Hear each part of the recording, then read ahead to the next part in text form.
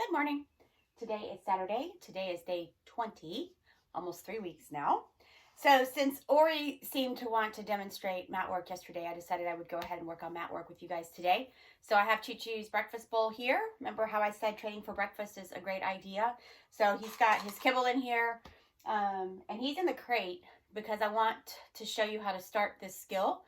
He knows this skill. All of my guys know this skill, so I don't have a dog in the house that's not very familiar with this skill, so I'm going to have to walk you through some of it because they're pretty good at it, although sometimes with Choo Choo you never know what you're going to get. So mat work is a fantastic skill to have if you have a dog that perhaps counter surfs, or you have a dog that sometimes needs a little help with kind of holding still and kind of turning themselves off and just having a place to go. The crate's always good for that, but we don't necessarily always want them in the crate, so this is an option for that. You know, in normal times when we can go to wineries or breweries, we could go sit outside and have lunch or dinner somewhere that allows the dogs to come in or on the patio, then this is a fantastic thing to take with you on the road, or pretty much anytime you go anywhere. Like if I go to the vet, if I go, anywhere with the guys and I need them just to station, sometimes I take a mat because they have a good understanding that what their job is to get on it, lie down, and just wait patiently for the next thing to come. So it's a fantastic skill for the dogs to have. Pretty easy to teach. Once the dogs figure out that there's a lot of value in getting on the mat and staying on the mat, it usually becomes a pretty solid behavior. And of course, what you'll do over time is add some additional challenges and some distractions and such so that you can really proof it and make it a very solid behavior for your dogs. So the first thing you're going to do is get a mat. You could use a bed, you could use a towel. Again, I have these little hospital mat things that I use a lot for the guys.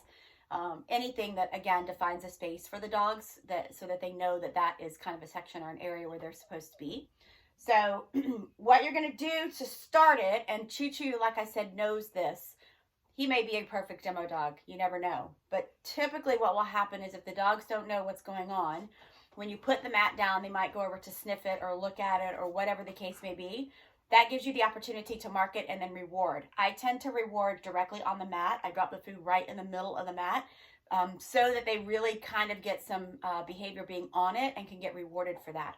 And then you might just pull them off, reapproach, see if they'll go back over to it, look at it, sniff it, put a paw on it, whatever the case may be, mark it and reward it. And pretty quickly the dogs go, well, every time I go by this thing, I get a piece of food or whatever the case may be. Let me go buy this thing. And then ultimately you can build it into whatever behavior you'd like. I teach my guys to down on the mat.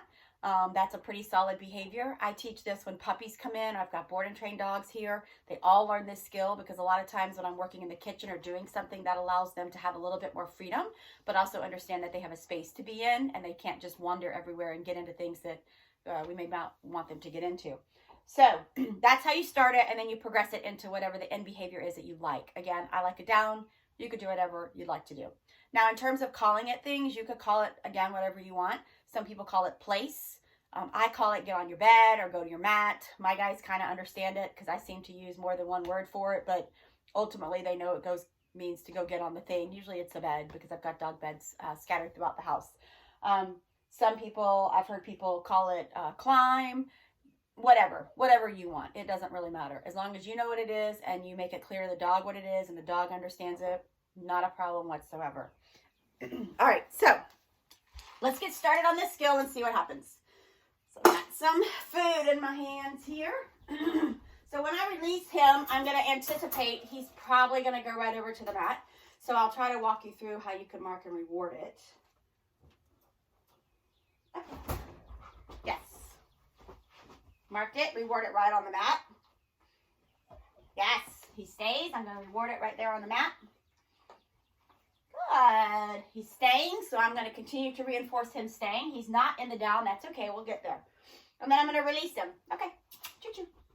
And then I'm going to reapproach. Yes. And you saw him totally just try to find it with his feet. Good boy. Okay. Release him. Reapproach.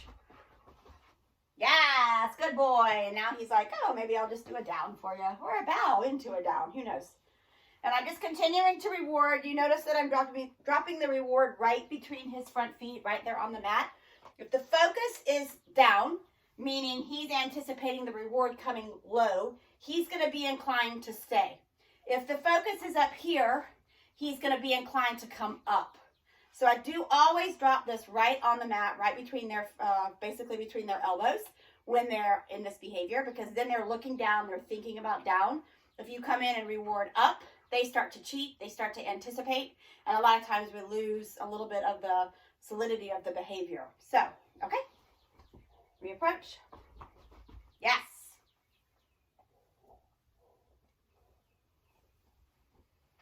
Okay, yeah, good boy. All right, so you can see he's got a pretty clear understanding of going to get on the mat.